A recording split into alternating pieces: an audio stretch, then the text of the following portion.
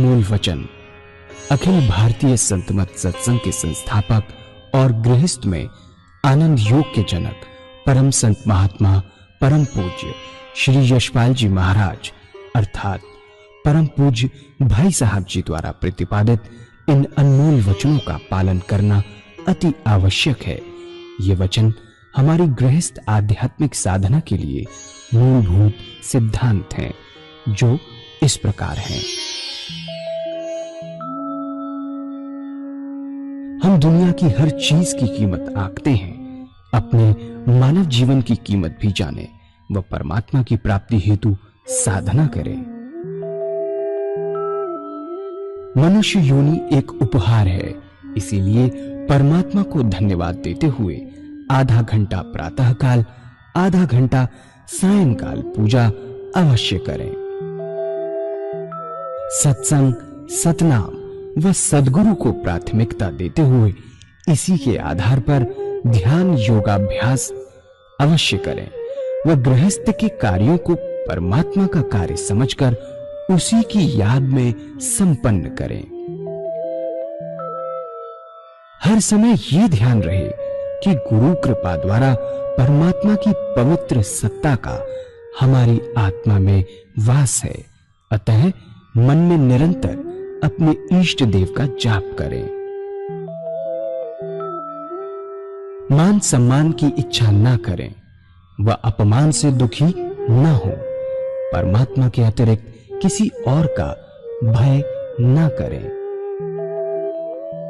दूसरों की बुराई न करें, न सुने, सत्य व मधुर बोलें, अश्लील शब्द मुंह से ना निकालें, सभी से नम्रतापूर्ण व सुंदर व्यवहार करें। धर्म पत्नी के अतिरिक्त अपने से बड़ी से माता जैसा, बराबर की से बहन जैसा व छोटी से पुत्री जैसा व्यवहार करें। सांसारिक जीवन यापन की आवश्यकताएं अंतहीन है, इसलिए अधिक से अधिक समय सत्संग में व धन परोपकार में खर्च करें। याद रखें, न स्त्री माया है, न धन दौलत, न ही परिवार। माया वह है जो हृदय को परमात्मा से दूर हटा दे। अतः निरंतर सत्संग और सद्गुरु की शरण में रहने का प्रयास करें। भोजन अपने इष्ट को अर्पण कर प्रसाद रूप में परमात्मा की याद में करें। रात्रि में सोने से पहले अच्छे बुरे कार्यों का आत्मनिरीक्षण कर उसका समुचित पश्चाताप करते हुए ध्यान करें व प्रभु की गहरी याद में ही विश्राम करें। परमात्मा तू ही है, तेरी इच्छा पूर्ण हो।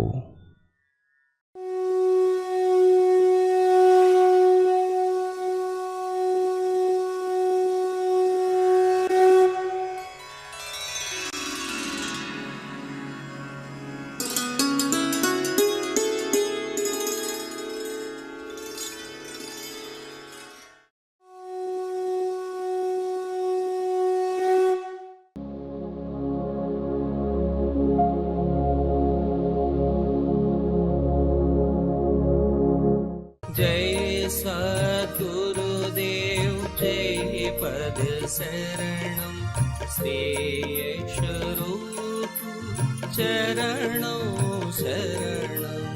जय सद्गुरुदेव जय पद शरणं श्रेयस्वरूप चरणों शरणं। हमारा जो रास्ता है वो अष्टांग योग का रास्ता है। अष्टांग योग, उसके अंदर 3 चीजें प्रमुख हैं जिसके बारे में विचार किया जाता है: ध्यान, धारणा, समाधि। और कबीर साहब ने बहुत कुछ लिखा है ध्यान के बारे में। अगर उनकी साखी पढ़ी जाए, पढ़ते हैं तो ध्यान बड़े डिफरेंट तरीके से उन्होंने इस चीज को अपने समाज के अंदर किया। शॉर्ट में उनकी कही वाणी की जो नॉलेज है आपको देना चाहता हूँ कि कैसे ध्यान में हम आगे बढ़े, सबसे बड़ी बात। और वही मुख्य लक्ष्य है सभी का, चाहे आप सन्यासी हों, चाहे आप गृहस्थी हों, चाहे कीर्तन के माध्यम से, चाहे ध्यान के माध्यम से, चाहे प्रवचन के माध्यम से। जब तक वो स्टेज पार नहीं करेंगे तब तक मन के अंदर शांति नहीं है। बड़ा सुंदर तरीका कबीर साहब ने बताया। तो उसको हल्का टच करते हुए मैं 3 चीजें आपके सामने रखूंगा। पहला कि पूजा जो हम करते हैं, कैसे सक्सेसफुल पूजा हो, सबसे बड़ी बात। पूजा कैसे करें जो उस पूजा से हमको लाभ हो, कैसे भोजन करें जिससे हमको लाभ, कैसे सोएं कि हमको अध्यात्म में उसका लाभ। बाकी दुनिया तो चल रही है जैसे भी चल रही है, अपने आप को कैसे इस चीज के अंदर स्टेप बाय स्टेप आगे बढ़े, समझने की और जबरदस्त जरूरत है। समझें, अच्छा लगे तो करने की कोशिश कीजिए। अनादिकाल से, क्योंकि हमारा देश आध्यात्मिक देश रहा है शुरू से, तभी हम हिंदुस्तान के अंदर है। अगर परमात्मा आध्यात्मिक देश में ना भेजता तो अमेरिका में बैठे होते। कुछ कराना चाहता है हमसे। अगर आप देखें और अपने बुजुर्गों की तरफ जाएं, पीढ़ी दर पीढ़ी, तब महसूस करेंगे कि जितने हम लोग हैं सब ऋषि मुनियों के बच्चे हैं, संतान। बार बार अपना योग पूरा करने के लिए परमात्मा हमको भेजता है, और कोई भी ऐसी योनि नहीं है जिसमें इतनी लंबी उम्र दराज की मिलती। सिर्फ यही मनुष्य जन्म ऐसा है जो परमात्मा ने बहुत इंपॉर्टेंट करके भेजा है कि सबकी रक्षा करते हुए किस तरीके से हम इस रास्ते में बढ़े और उनको प्राप्त करें। तो अनादिकाल से 2 रास्ते चले आ रहे हैं परमात्मा की प्राप्ति के। एक नीति का रास्ता है,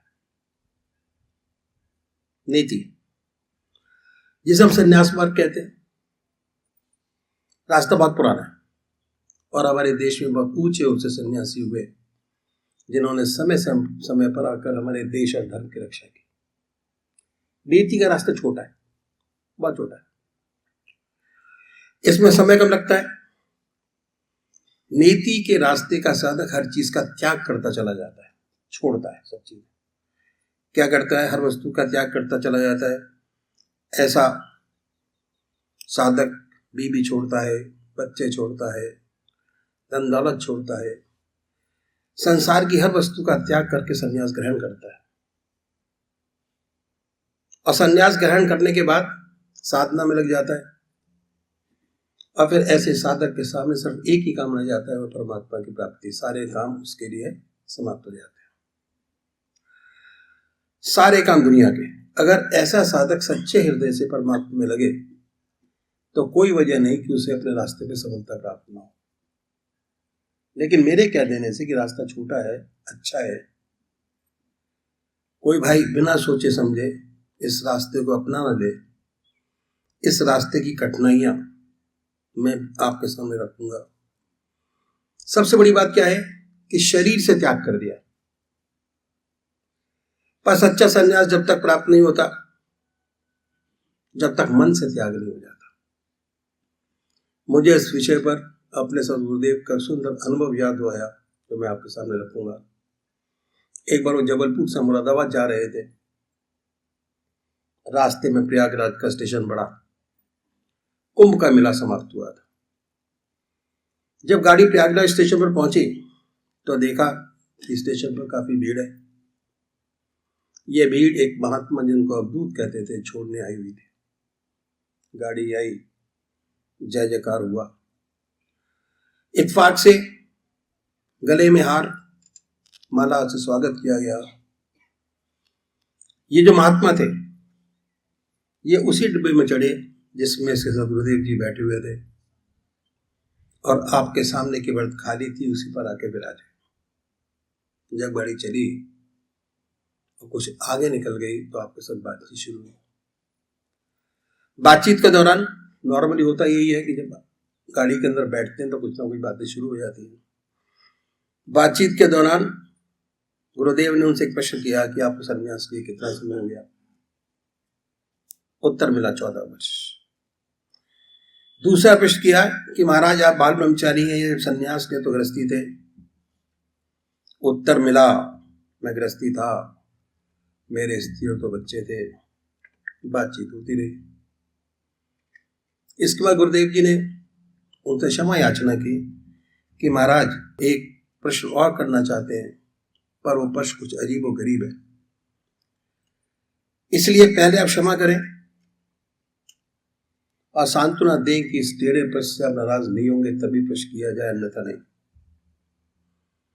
आगे कहा कि मैं किसी के हृदय को दुखाना नहीं चाहूंगा।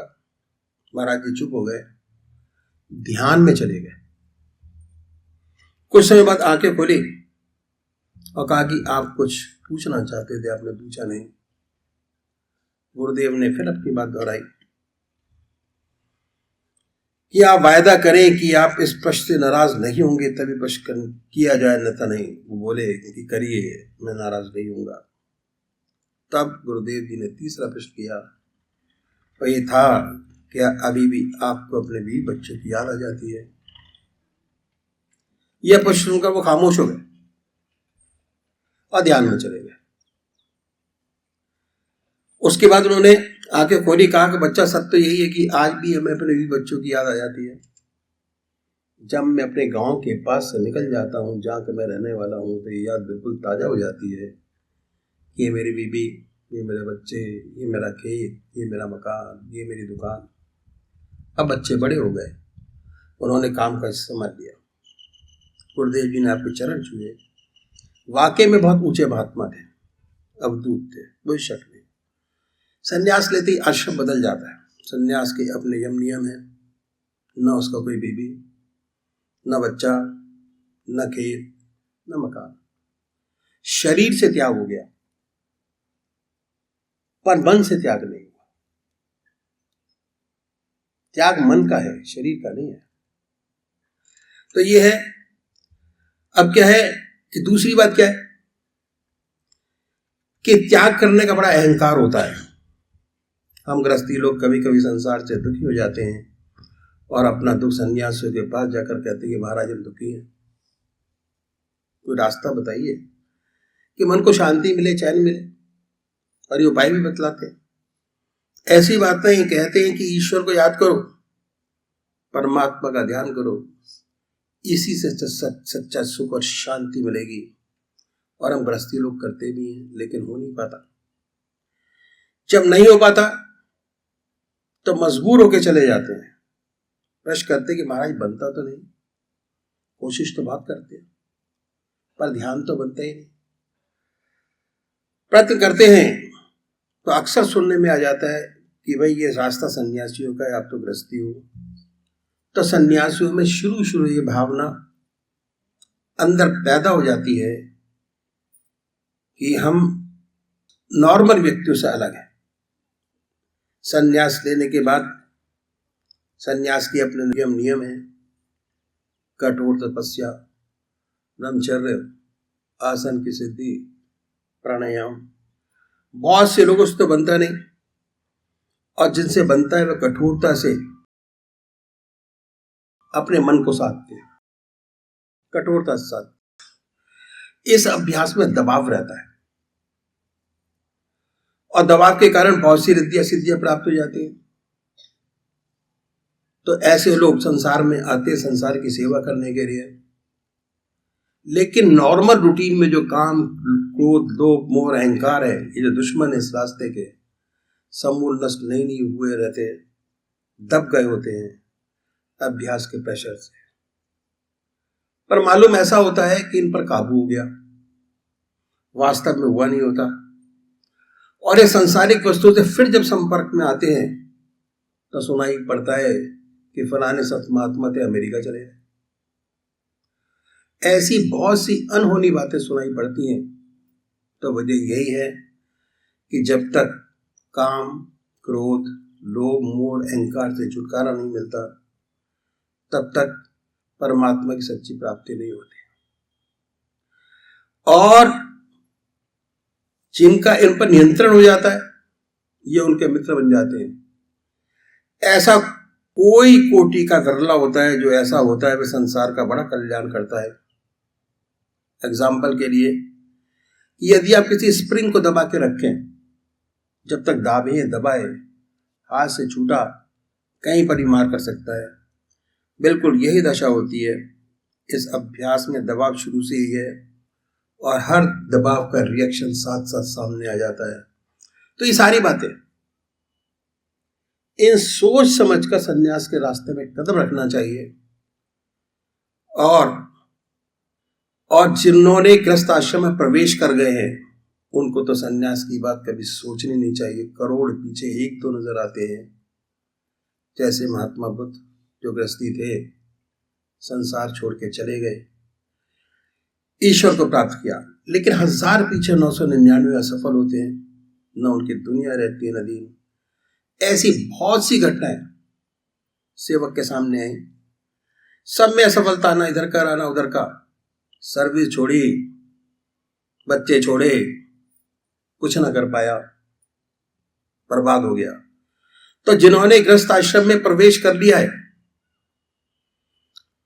उनके लिए रास्ता नहीं है। उन्हें 1000 बार सोचना चाहिए। जो बाल ब्रह्मचारी और जिसका जन्म से ही संस्कार इतना ऊंचा है, उसकी बात तो अलग है। तो हमारी ऐसी धारणा हो गई है कि हमारे पास कोई रास्ता नहीं। बहुतों की धारणा है कि 55 से 58 साल तक तो अपना काम करें और 58 साल के बाद जब रिटायर हो जाएंगे तब परमात्मा का नाम लेंगे, भगवान का नाम लेंगे। ये अक्सर लोगों की धारणा बहुत बड़ी भूल है। 58 साल के बाद रिटायर हो जाने पर कुछ नहीं होता, फिर भगवान का नाम नहीं लिया जा सकता। नामुमकिन। आदतें इतनी मजबूत हो जाती हैं, बदल नहीं सकते। शरीर भी जवाब देने लगता है, आप बैठ नहीं सकेंगे। ध्यान करने की बात तो अलग है।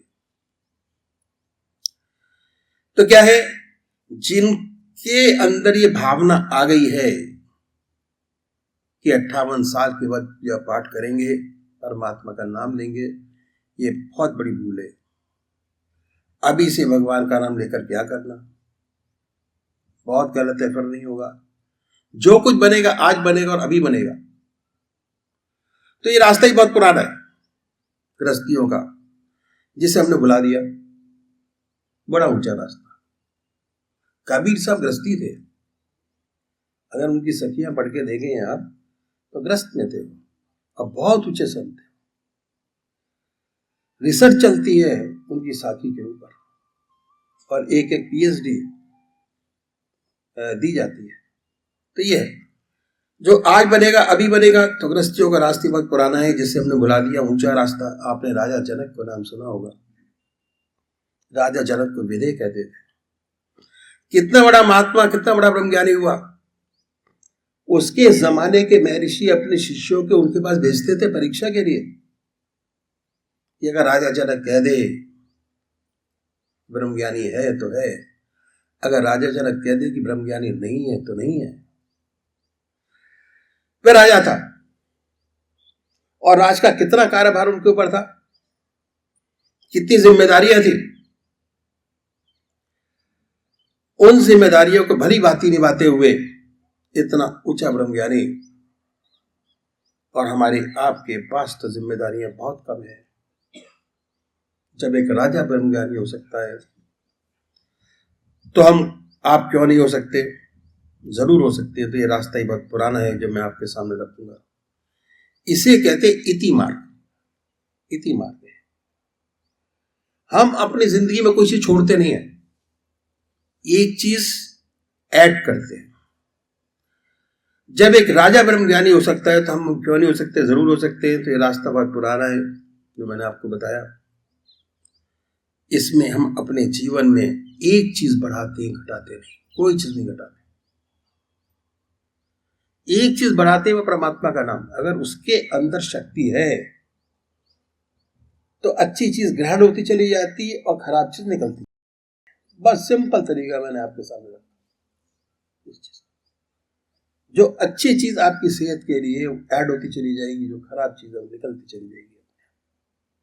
वो तरीका मैं आपके सामने रखूंगा जो हमारा अखिल भारतीय सतपथ सत्संग का रास्ता है। बहुत ऊंचा रास्ता है। क्या है? अब आप देखिए, परमात्मा का नाम, भगवान का नाम, और परमात्मा का नाम एक ऐसी बड़ी ज्योति अगर सच्चे तरीके से मन में आ जाए तो अंधेरे को अपने आप दूर करती चली जाती। जहां प्रकाश है वहां अंधेरा नहीं है। लाइट आई, अंधेरा गया। क्या है?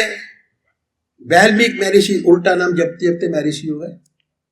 उल्टा नाम जपते कितनी मुसीबत में थे, और इतने ऊंचे महर्षि हुए कि उन्होंने रामायण पहले लिख दी, घटना बाद में घटी, लिख दिया ऐसा ऐसा होगा और वैसा वैसा होगा, हुआ।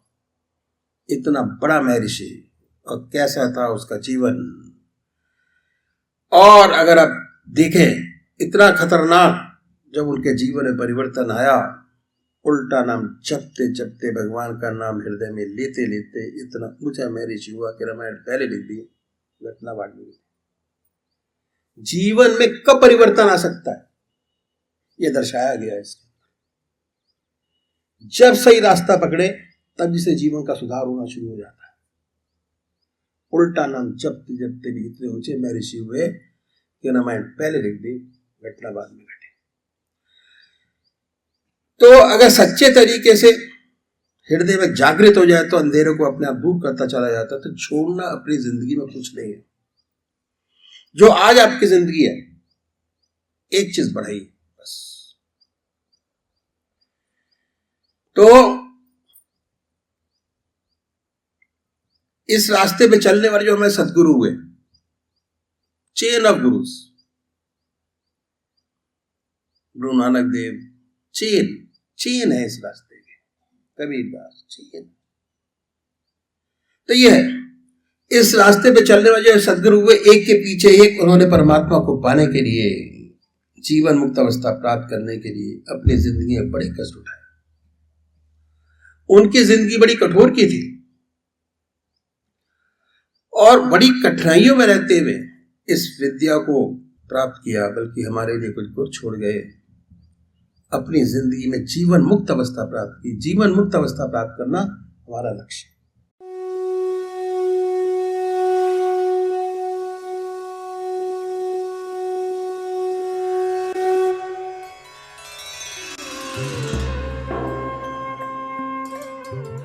ध्यान योग के कार्यक्रम आनंद योग से निशुल्क जुड़ने के लिए संपर्क करें 9810239677।